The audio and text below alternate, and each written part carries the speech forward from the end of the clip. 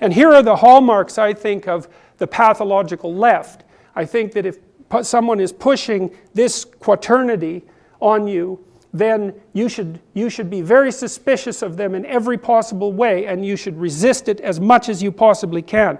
Diversity, inclusivity, well, you know, those are the minor demons of the radical left, let's say. Equity, it's like, no, we're not going there. That's equality of outcome, not equality of opportunity. And equality of outcome, I'll tell you why in a bit, is an absolutely pathological idea. There's nothing about it that's good. It's impossible to implement. It's fundamentally motivated by resentment, and it's a lie. So I like the fact that those three make the acronym DIE, though, because that seems to be approximately appropriate. So,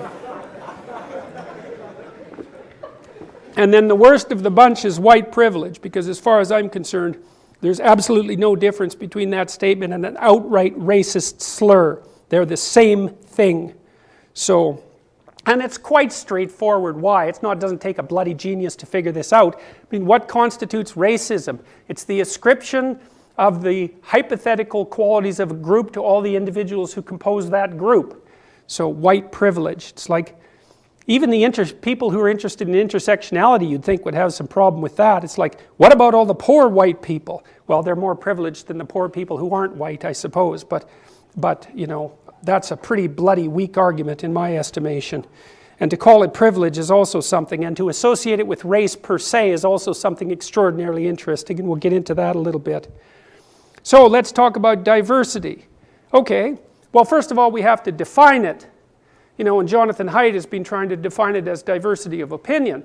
I think it might be useful to define it as diversity of personality, because there's actually more variability in personality within groups of people, regardless of the groups, than there is between groups of people. So that should be said again. There's more variability within groups of people than between groups of people. And to state otherwise is to state something that is in fact categorically racist, because if I said, well, there's more difference between groups of people than within groups, then I'm saying that each racial group is an entity unto itself, which could be true but happens to actually not be.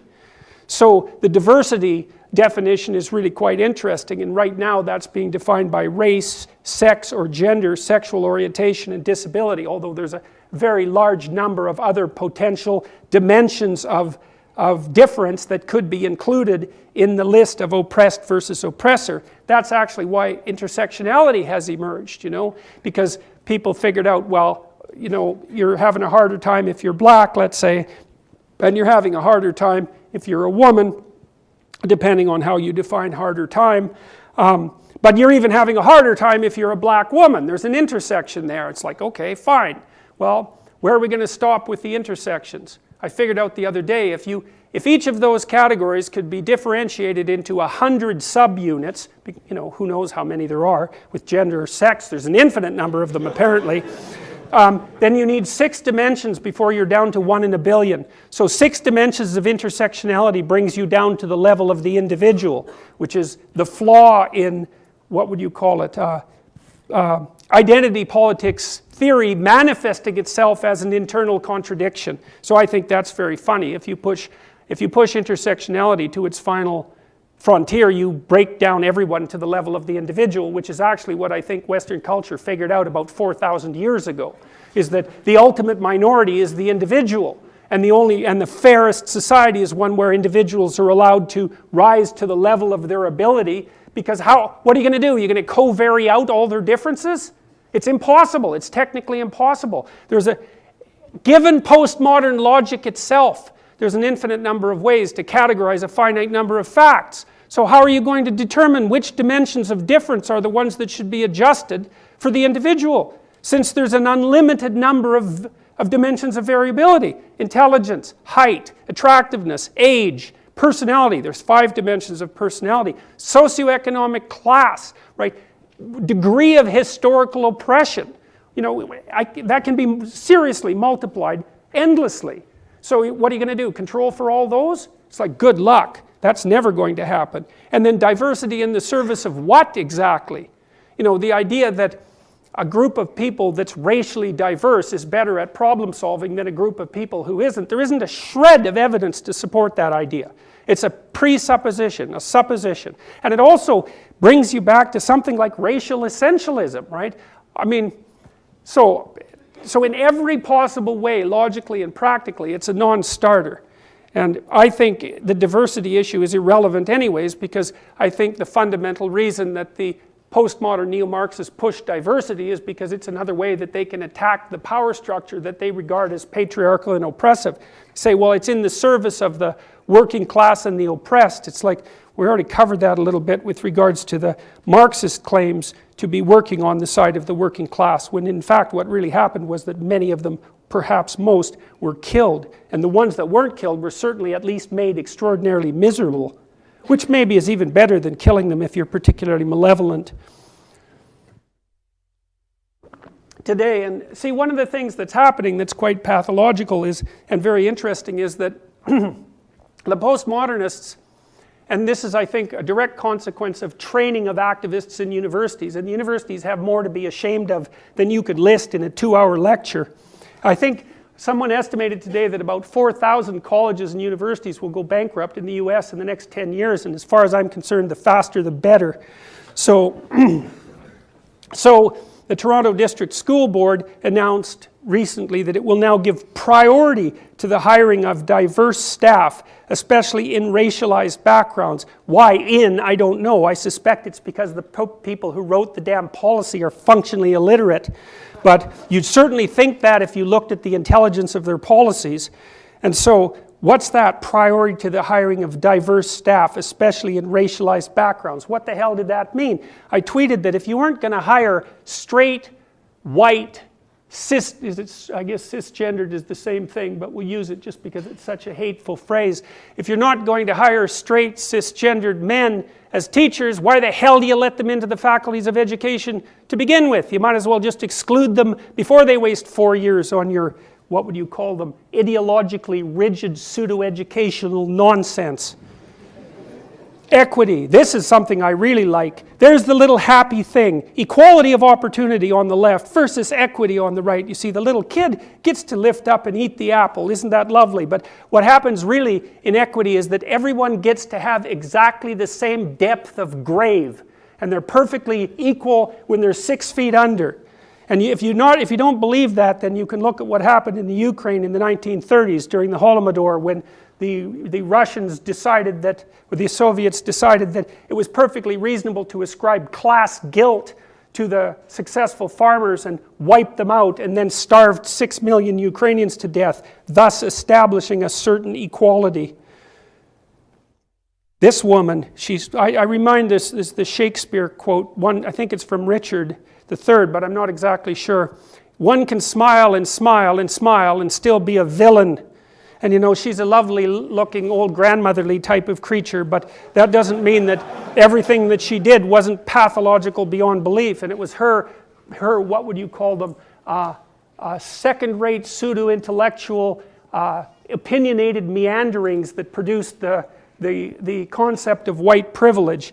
And what she did was make a list of all the ways that she felt that she was particularly privileged in society. That was her bloody methodology. And that's the sort of methodology that these pseudo-disciplines that have invaded the universities get away with, because the rest of the faculty are too damn timid to stand up and say, the emperor has no clothes. Better stand up and say something about it pretty soon, because you can bloody well be sure that they're coming for the physicians and the evolutionary biologists and psychologists next.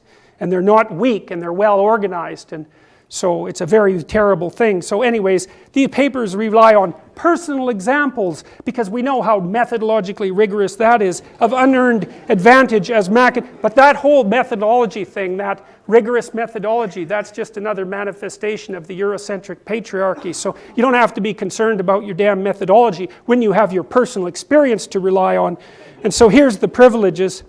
I can, if I wish to, arrange to be in the company of people of my race most of the time. If I should need to move, I can be pretty sure of renting or purchasing housing in an area which I can afford and which I would want to live. I can be pretty sure that my neighbors in such a location will be neutral or pleasant to me, unless they know that I'm the author of the fundamental paper on white privilege.